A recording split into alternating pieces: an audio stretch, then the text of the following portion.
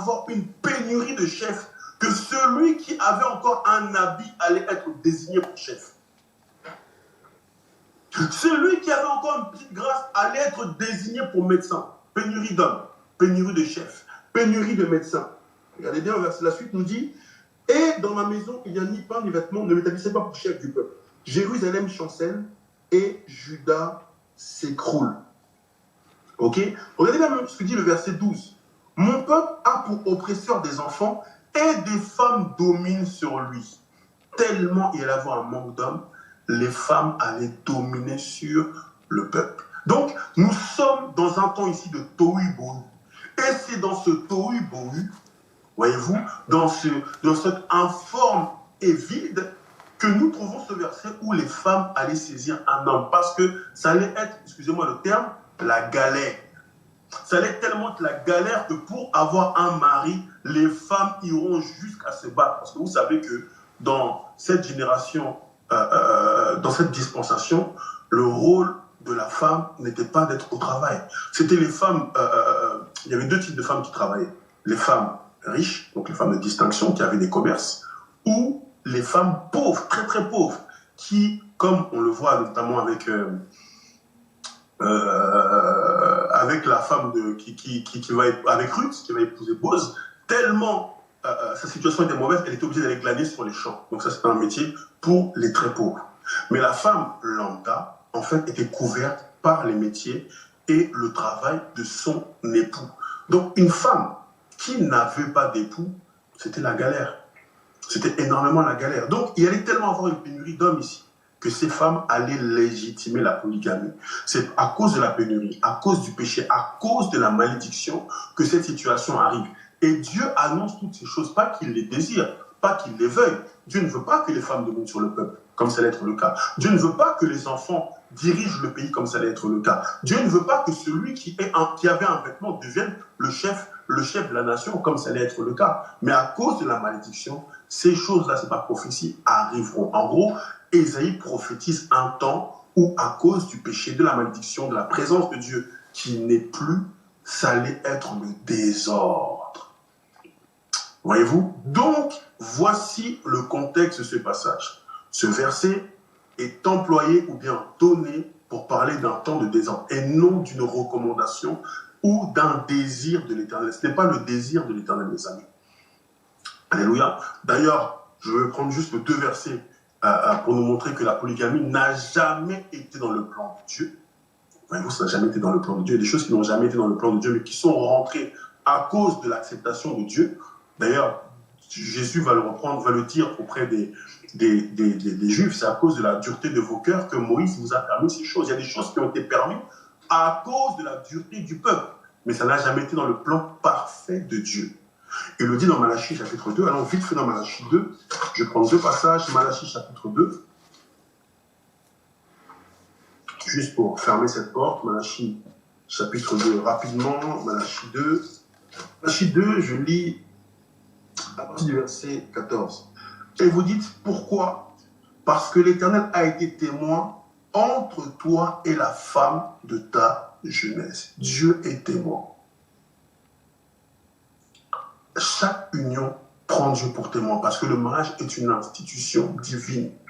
Donc forcément, Dieu est là comme témoin. Dieu est témoin entre toi et la femme de ta jeunesse à laquelle tu es infidèle. C'est quoi être infidèle à la femme de sa jeunesse? Infidèle déjà au serment que nous lui faisons. Tu lui fais pour serment de l'aimer, de la chérir, mais tu veux encore aimer quelqu'un d'autre.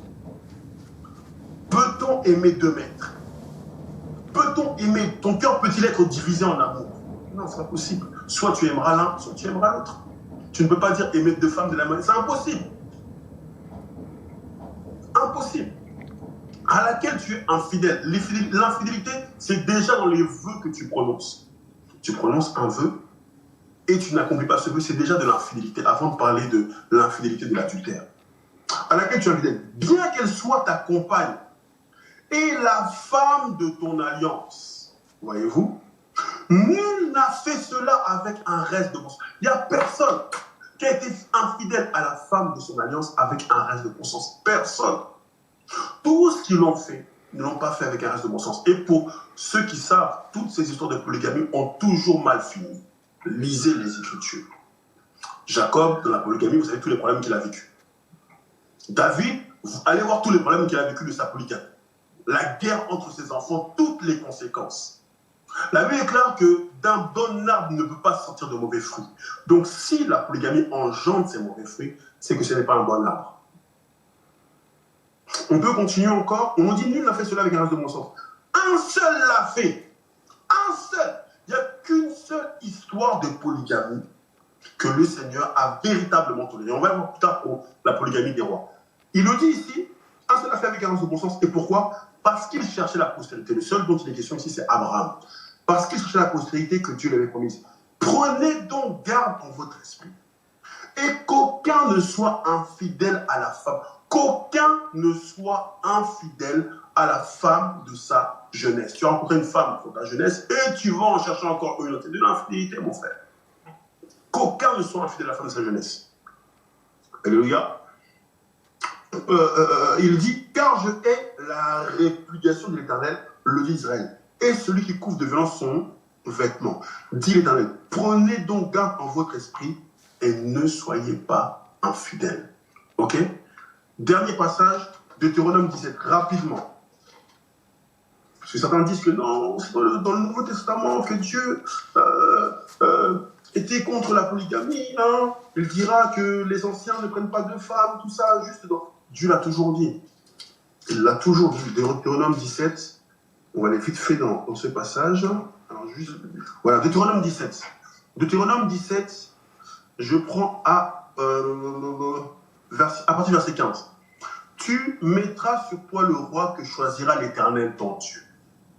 Ça c'est avant. Là c'est les lois qui sont avant la terre d'Israël, donc dans le désert.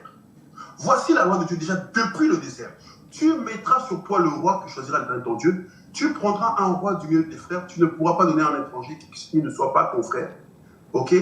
Je descends en verset 17. Qu'il n'ait pas un grand nombre de femmes depuis le désert. Un roi ne devait pas avoir un grand nombre de femmes. Et encore là, c'est la version seconde. La version la plus proche des Écritures, c'est la version King James, qui dit en anglais, il shall not multiply women. Donc, il ne doit pas multiplier les femmes. Donc, depuis la loi, Dieu disait ces choses. Qu'il n'ait pas un grand nombre de femmes afin que son cœur ne se détourne point et qu'il ne fasse pas de grands amas d'argent. J'aime bien la version King James qui nous dit que son cœur ne se corrompt point. Quand tu vas prendre un grand nombre de femmes, tu vas tomber dans la corruption. Donc tous ceux qui justifient les rois, oh David, oh Salomon, oh David, Salomon ne sont pas nos exemples. Nous n'avons qu'un seul exemple, c'est Christ. Et Christ n'a qu'une seule épouse, c'est l'Église. Éphésiens 5, verset 25. Hein? Marie, aimez vos femmes comme Christ a aimé l'Église. Et non les églises. Dieu, il n'y a qu'une seule Église. Il n'y a qu'un seul corps. Comme il n'y a qu'un seul esprit, n'est-ce pas? Alléluia. Donc, que Dieu soit béni, mes amis. Si Dieu permet, nous pourrons encore argumenter sur ces choses. Mais ce passage de Ésaïe 4 pour justifier la polygamie, c'est totalement anathème. Que Dieu nous bénisse. Okay. Nous vous saluerons au nom précieux de notre Seigneur et Sauveur Jésus-Christ. Ici votre bien-aimé, le Père Tizot. Nous aimerions avant tout rendre gloire à notre Seigneur Jésus-Christ qui nous a accordé l'opportunité, la grâce de pouvoir partager avec vous sur un petit sujet. Non sans plus tarder, par rapport à la rigueur du temps, j'aimerais, n'est-ce pas, nous proposer l'écriture de base sur lesquels nous aurons, n'est-ce pas, à nous focaliser. Je suis dans Ésaïe chapitre 4, le verset 1er. Je lis, l'écriture dit ceci. Et 7 femmes saisiront en ce jour un seul homme et diront, nous mangerons notre pain et nous nous vêtirons de nos habits. Fais-nous seulement porter ton nom et enlève notre opprobre. Je sais que c'est une écriture, c'est un texte qui, n'est-ce pas, peut faire couler beaucoup d'encre, mais j'aimerais humblement aujourd'hui apporter, n'est-ce pas, ma part de contribution concernant cette écriture, sachant que dans le corps de Christ étant ministre, nous marchons dans l'esprit de la complémentarité. Donc, aujourd'hui, je peux apporter une couleur et un autre ministre peut aussi apporter une autre couleur, mais nous nous complétons, n'est-ce pas, par la grâce du Seigneur. J'aimerais déjà commencer par souligner que le verset premier du chapitre 4, c'est la continuité du texte. Parce que pour comprendre déjà l'esprit du contexte, je vous inviterai à bien lire le chapitre 3e d'Ésaïe, chapitre 3, à partir du verset 16e. C'est là où nous remarquerons qu'il y a une sorte de jugement de Dieu contre les femmes de Jérusalem. Voilà, il y a un comportement qui a été affiché. Ici, je suis d'abord en train de décortiquer l'esprit du texte pour naviguer dans le contexte. Parce que toute interprétation qui sort en dehors du contexte, quelque part, c'est un péché dans l'esprit. C'est l'herméneutique qui est l'art d'interpréter l'écriture. Voilà. Donc, pour faire vraiment vite, vous comprendrez déjà que Ésaïe chapitre 3, si vous descendez à partir du verset 25, on dit « Les hommes tomberont sous l'éclair et les héros dans le combat. Et les portes de Sion gémiront et seront dans le pays, dépouillées et elle s'assiera par terre. » Donc, il y a une sorte de jugement qui a été, n'est-ce pas, porté contre les femmes de Jérusalem, parce que c'était des femmes qui beaucoup plus s'attelaient à une sorte d'embellissement extérieur. Vous remarquerez que le Seigneur a été vraiment très détaillant, par exemple, quand il démontre, n'est-ce pas, au verset 19 du chapitre 3 d'Ésaïe, en disant, par exemple, le pendant d'oreille, le bracelet et le voile, les diadèmes, comment est-ce qu'elles aimaient les vêtements précieux, mais par rapport à leur comportement, qui a été jugé d'orgueilleux, elles étaient des femmes orgueilleuses, et il y a une sorte de jugement qui a été porté contre ces femmes de Jérusalem. Et parmi ces choses, nous remarquerons qu'il y avait une pénurie de maris. Vous remarquez, je suis en train simplement de faire la symbiose du texte avant de pouvoir toucher l'esprit de l'écriture qui nous concerne. Donc, quand on dit « et cette femme, en ce jour, se saisiront d'un seul homme », donc on est en train de présenter les jours où ce jugement est abattu sur ces femmes. Vous remarquez? Donc, il y avait une pénurie d'hommes, il n'y avait plus d'hommes. Alors, toutes les femmes cherchaient, n'est-ce pas, à avoir un homme. Et on démontre ici, il y en avait 7, n'est-ce pas, qui chercheront à se saisir d'un homme. Et ce que nous allons retenir ici, nous comprendrons qu'on précise bien que ces femmes diront, nous mangerons notre plat. Donc, elles ont gardé leur propre plat, retenons cela. Elles ont dit, nous nous vêtirons de nos habits. Elles avaient aussi leurs propres habits ou leurs propres vêtements. Mais tout ce qu'elles avaient besoin, elles ont dit, fais-nous seulement porter ton nom. Donc, allons dont elles vont se saisir, elles ont simplement besoin que cet homme leur fasse porter simplement son nom, afin d'enlever l'opprobre. Nous tous, nous savons qu'on parle de l'opprobre, c'est une forme d'humiliation publique exagérée. Une personne qui est vraiment plongée dans une humiliation exagérée, on appelle ça l'opprobre. Vous remarquez un peu, une gloire qui a été complètement ôtée. Alors, Paul est un véritable prophète. Dans 1 Corinthiens chapitre 11, je commence maintenant ma pensée, au verset 7e jusqu'au verset 9e, il présente comment est-ce que l'homme est l'image et la gloire de Dieu. Cependant, la femme est la gloire de l'homme. Et puis, Paul dira que, en vérité, ce n'est pas l'homme qui a été tiré de la femme, mais c'est le contraire. Donc, la femme a été tirée de l'homme. Donc, qu'est-ce que j'aimerais dire par là? J'aimerais expliquer que, je sais que ce que je dirais pourrait scandaliser quelqu'un, la femme n'existe pas sans l'homme. Voilà. C'est pour expliquer que ces femmes-ci, quand elles ont été dépourvues, donc, elles ont compris que leur existence était quasi néant. Voilà pourquoi nous disons que tu peux tout avoir. L'homme est plus important. Ici, l'homme dont je parle, je vais représenter l'homme véritable. Que le Seigneur vous bénisse.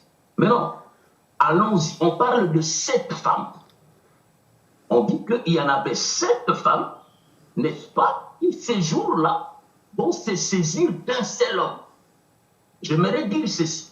Il faut faire très attention. Ce n'est pas parce qu'on a vu 7 femmes ici que nous allons, n'est-ce pas, donner une connotation prophétique très embellissante sur ces femmes. Je sais que dans les Écritures, dans Exode chapitre 2, je crois à partir du verset 19, on a vu un prophète du nom de Moïse. Quand celui-ci revenait de l'Égypte, après avoir tué les soldats égyptiens, l'Écriture déclara que lui aussi, il arrivera tout près d'un puits où il y aura 7 filles de Jéthro. Les 7 filles étaient venues pour puiser de l'eau, mais l'Écriture présentera que ces filles ont été, n'est-ce pas, comment dirais-je, confrontées par de bergers. J'aimerais ici présenter le prototype d'un homme véritable. Et je précise que je ne suis pas en train de faire une liaison entre les 7 filles de Jéthro et ces 7 filles. Il n'y a pas de liaison. Mais je présente d'abord que, du temps de Moïse, quand il rencontre les 7 filles de Jéthro, l'Écriture déclare qu'il va d'abord s'assurer de pouvoir chasser les bergers.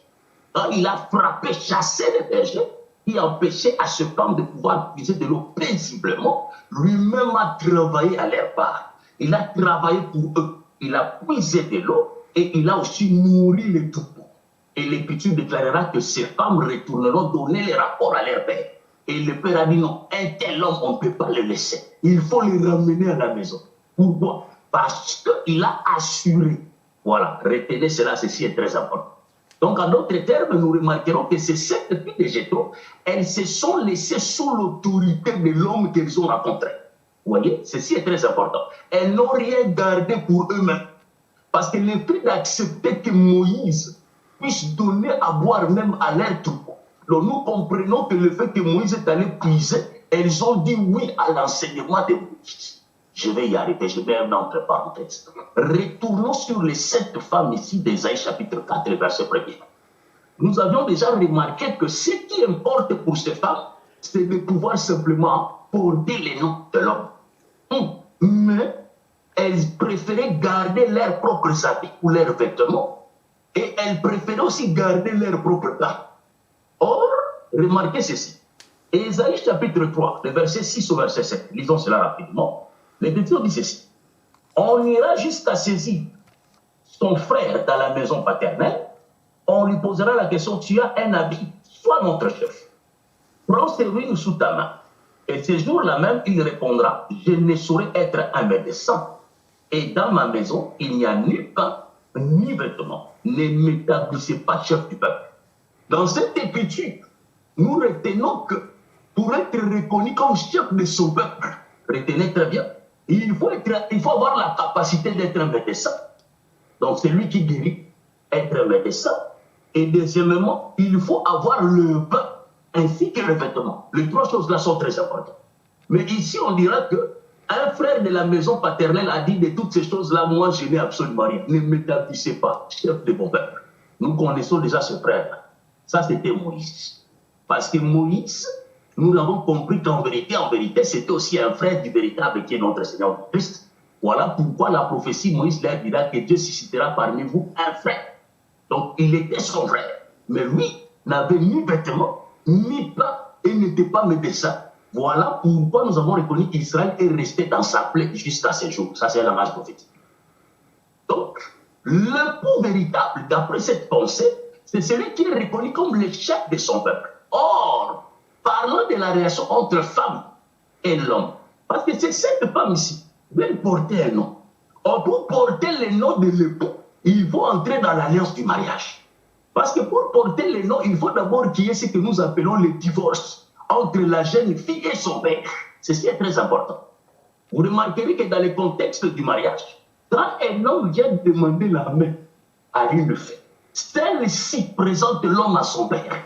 Parce que tant qu'elle n'est pas encore mariée, elle est sous l'autorité de son père biologique. Mais quand l'homme vient, il vient pour séparer la fille de son père et la faire porter son nom. Or, porter le nom de l'homme, c'est entrer sous l'autorité de cet homme. Or, l'homme véritable dont je parle ici, il s'agissant de Christ, lui qui est l'époux, et l'Église étant son épouse. Voilà pourquoi Paul a dit dans Ephésiens que le mari est le chef de la femme, comme Christ est le chef de l'Église. Est-ce que vous remarquez? Donc, nous disons que c'est cette femme ici, en vérité, ne remplissait pas les critères. Tout ce qu'elle voulait, c'est seulement porter les noms. En d'autres termes, c'était des profiteuses. Parce que pour être reconnu sous l'autorité de l'homme, il ne faut pas simplement porter son nom. Il faut aussi accepter son pain et son vêtement. C'est là où je dis Ésaïe 3, le verset 6 au verset 7, on dit que pour être reconnu chef de son peuple, il faut être médecin. Or, Luc chapitre 4, le verset 23, présente Christ comme le véritable médecin.